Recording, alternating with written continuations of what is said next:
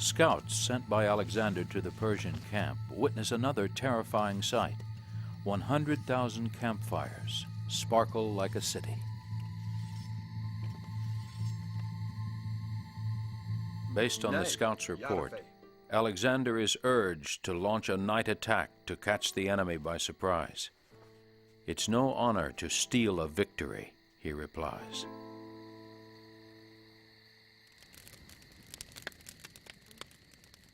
But when rumor spreads of the size of the Persian army, panic sweeps through the camp. They are outnumbered 5-1. Alexander's pride has brought them too far from home, his men grumble. After 3 years and 2,000 miles, he's delivered them to a desolate land where they face certain annihilation.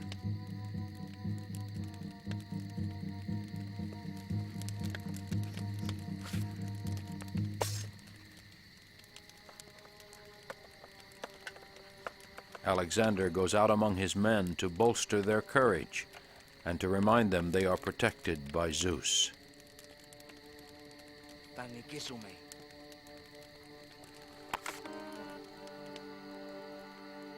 Later, he reviews his battle plan with his generals.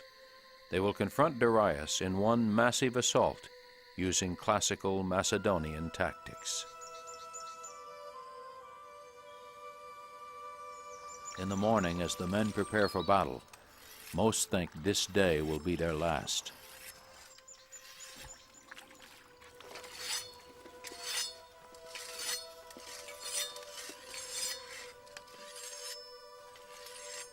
But with his copy of the Iliad by his side, Alexander oversleeps. When he's roused, he announces the battle is already won.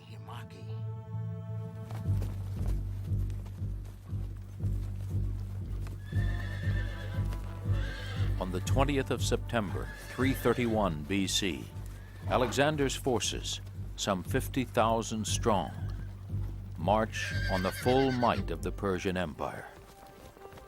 As the armies draw near, Alexander swings his troops into a diagonal line across the battlefield.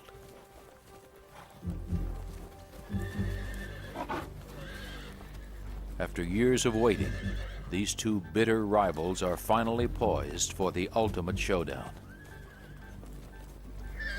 If Darius has put his faith in numbers, Alexander will rely on strategy. He begins by ordering his right flank to advance to the far right, drawing the battle away from the infantry in the center of the field. He appears to be trying to outflank the Persians. To meet the advance, Darius sends his cavalry to his left.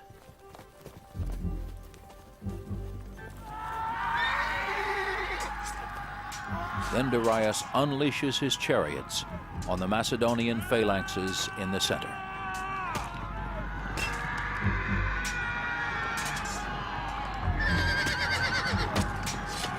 But the Greeks simply part into islands, and the chariots charge through harmlessly. Meanwhile, Alexander's left flank, commanded by Parmenion, has engaged the mass of Darius's men and is gradually being worn down by the sheer weight of numbers. Though they are taking heavy casualties, they miraculously manage to hold the line. Alexander's strategy has forced Darius to spread his ranks out to the left and right, effectively weakening the center where the emperor is undefended. Seizing the moment, Alexander signals his troops to turn and charge straight at Darius.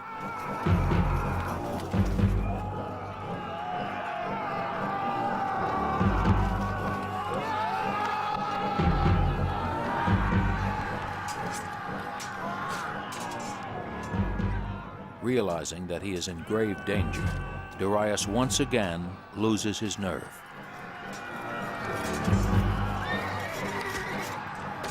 He turns and runs.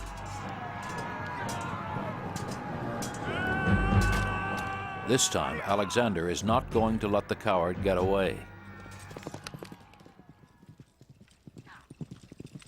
But just as Darius is within reach, Alexander receives an urgent plea for help from Parmenion, who is being overrun. Darius's capture again has to wait.